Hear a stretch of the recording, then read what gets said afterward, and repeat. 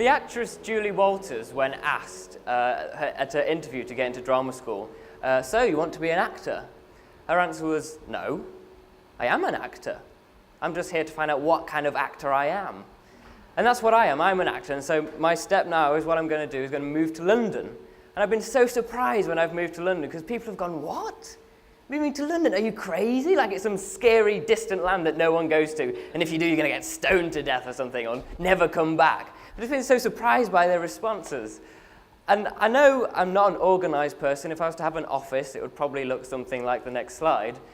I haven't arranged where I'm going to live. I haven't got a job yet. But, you know, it's what I want to do and it's where I want to be. So I kind of think just do it. I want to share a story with you.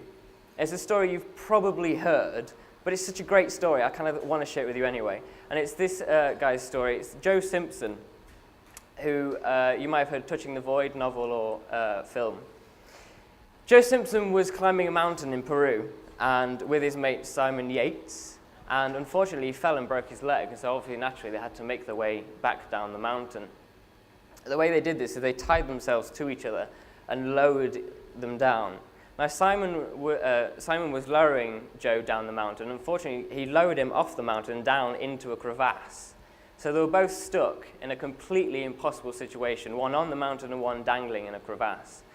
Neither of them would have survived had Simon done the really hard task, but I think the right choice of cutting the rope, which obviously was not great for the one dangling for Joe.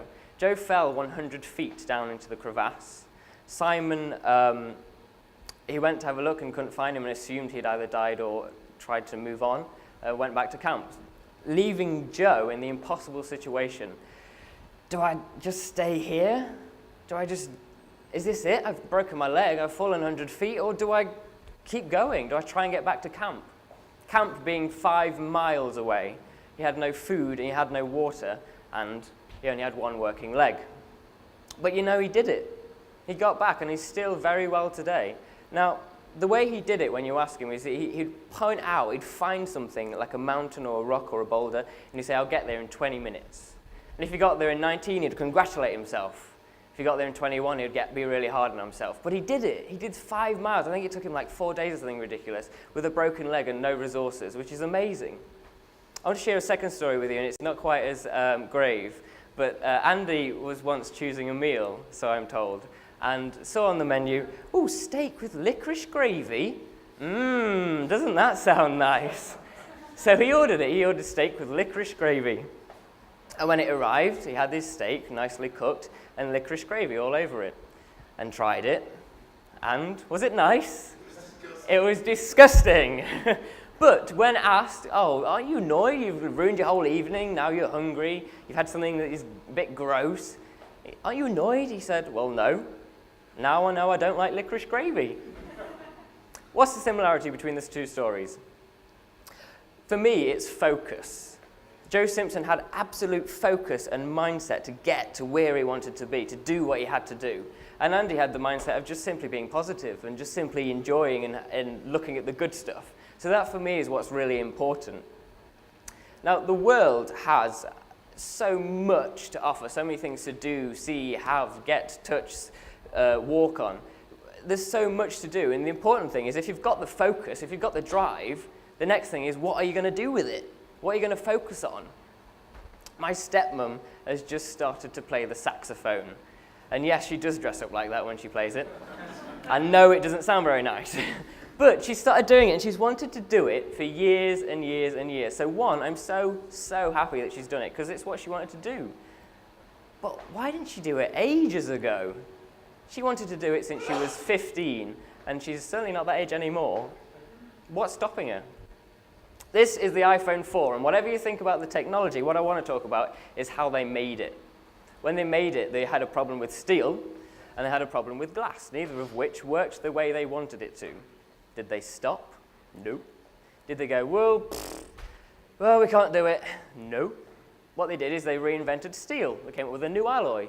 They reinvented glass, and this is their glass, which bends as much as that, and it's 30 times stronger than plastic. Now, imagine if you had that kind of determination to not give up so easily, to not go, well, I can't do it, I'll give up. Imagine if you can just keep going forward.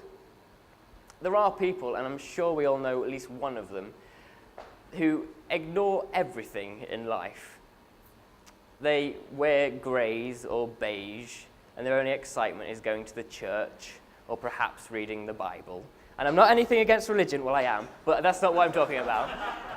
I just want to grab these people and shake them and say, hey, hello, there's a big world out there. Just tell them to go and dye their hair a stupid colour, jump in a puddle, watch porn, I don't know, just something. Just, please, God, prove to me that you're alive and that you're feeling and breathing, because there's so much to do. I can't believe you're not doing anything with it. So now, the question time turns to you. Not necessarily now, but maybe it would be nice to sit and think, what kind of focus do I have? Do I have a focus? Is it a positive one? And if I do have a focus, what do I want? Big or small? Is it play saxophone or climb a mountain? No matter what it is. Do I want it? What do I want? Do I have the right focus? And what makes me stop? How easily do I go, oh, I can't do it? Because when your number's up, I hope, absolutely, for every single one of us, that when you get asked that question, so did you do it? I hope you can say yes, because that is the biggest thing. I want you to leave you with the wise words of a poet called Robert Frost. 2 roads diverged in a wood, and I took the one less travelled by, and that has made all the difference. Thank you.